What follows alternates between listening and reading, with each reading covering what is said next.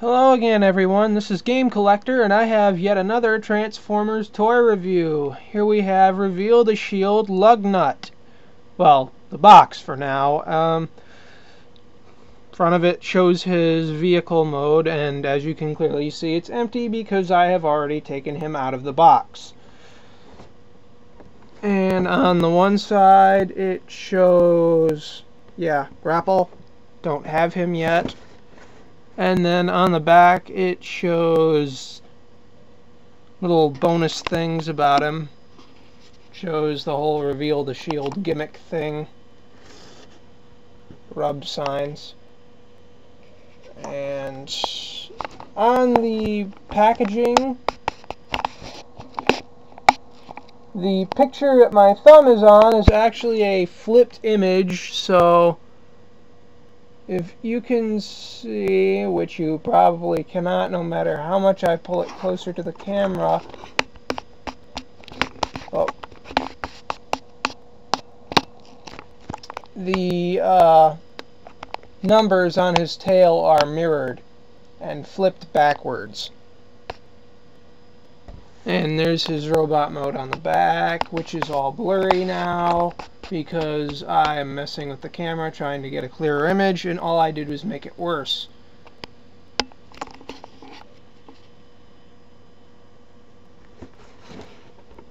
And then on the side, here's his bio.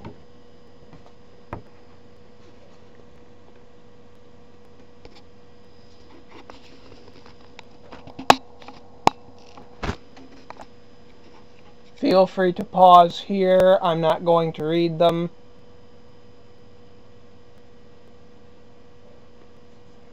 And here's his stats, and something that completely defeats the purpose of having a rub sign. Oh man, those stats are tiny. Well, his strength is 10, intelligence is 3, big surprise. Speed is 6, endurance 9, rank 7, courage 10, firepower 10, or fire blast in this case, and skill 5. And that's the box now. We might as well get down to what's important, the toy. And here he is in vehicle mode. He is what the box describes as a long-range bomber. I'm not particularly sure what model jet this is, or plane. I'm not really big on looking into vehicles, and yes, I probably should have done research. I did not, because this has just been a really bad week for me. I didn't even think I would get this figure in particular, so this guy is kind of like a last-minute throw together. And yes, these do spring open only when they want to, and when you do, they reveal little missile pods in there. Let's see if I can get the lighting right.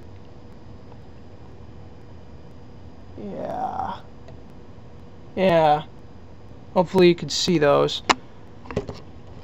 And slide those back into place.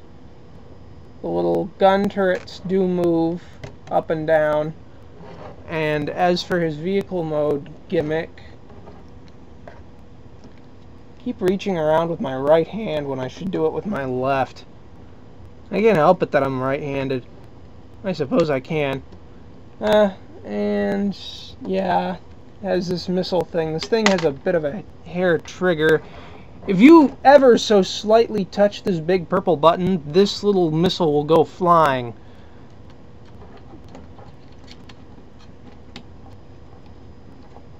I am so thankful that he has this little door right here, because, well, I'll show you. Yep, it just kind of pushes it back a little, and that's it.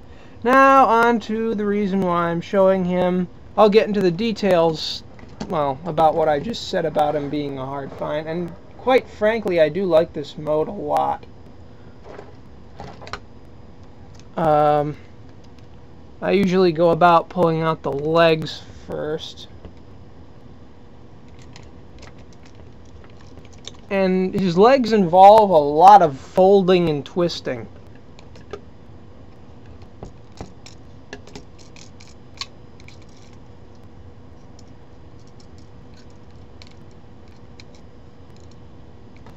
And there's one leg, and you pull out the feet that have little claws.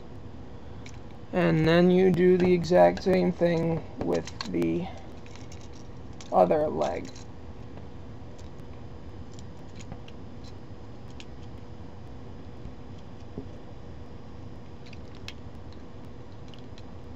And be sure to fold them in so they're stable. Yeah, detach the tail piece right here. You'll see that it tabs in. Sorry for that noise. I needed to get myself more comfortable.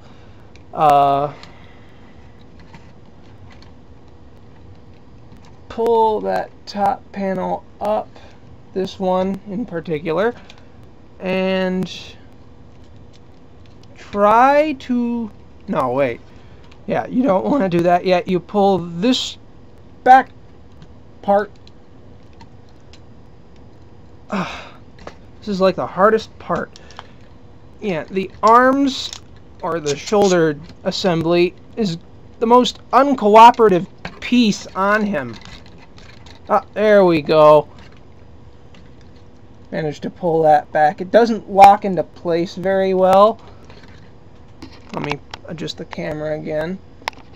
And to open up that chest cavity, you take the tail piece and you push it forward, and that reveals his head, which I blocked because I have no idea what I'm doing again. You pull, well, try to pull up into place.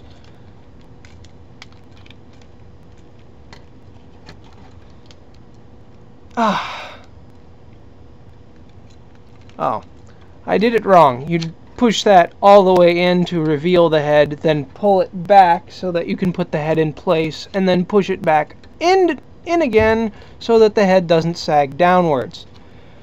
And now we move on to transforming his arms, which are giant wings right now.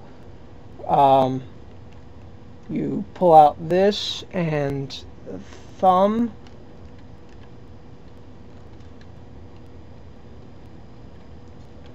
Fold the wing in, the tip of the wing, and that pegs into place.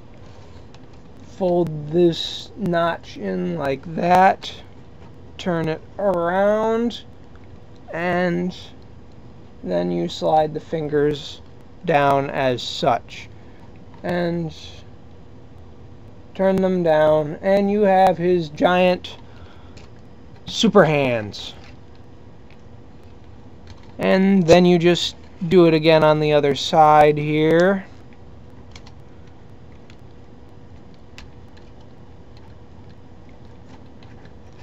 And you have Lugnut's giant hands, which have the best feature ever, which is why I have this Lugnut and not the actual one from Animated, because he has the gimmick that the Animated one did not get and never did. Well, did not get and never will. The poke. The punch of kill everything. Best feature ever. He also has, 19 struts on him. I've only managed to count 17. I'm assuming the turrets are the final 2, but he has, yeah. Most of them are on his arms, rather. And, of course, he has one on his tail, which I suppose is the 19th strut, and 4 on his legs. Right here and here. And there's his little rub sign. Let me see if I can do as the gimmick suggests. Yes, this does take a little bit of effort, considering that it is indeed a rub sign, modernized of course, and you probably can't see. Ah, yeah, you can see it. And yeah, he's a Decepticon, as if the box didn't spoil that for us. And let's see. Oh, sorry about that, slight lag there. And he has double jointed arms in a sense. This is supposed to be his shoulder joint here, which in fact is actually this engine piece. Little articulation there. I suppose the punchy thing can be considered a form of articulation. He has a little hinged jaw. Yep. A little hinged jaw. Head is on a ball joint, but he can't look up or down very far. Feet are on ball joints as well. And the toes are on hinges. He has a hinged knee of sorts. And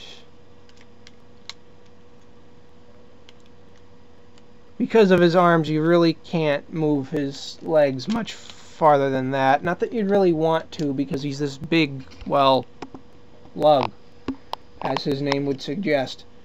He does have piping inside of his head. I have yet to see it work, though.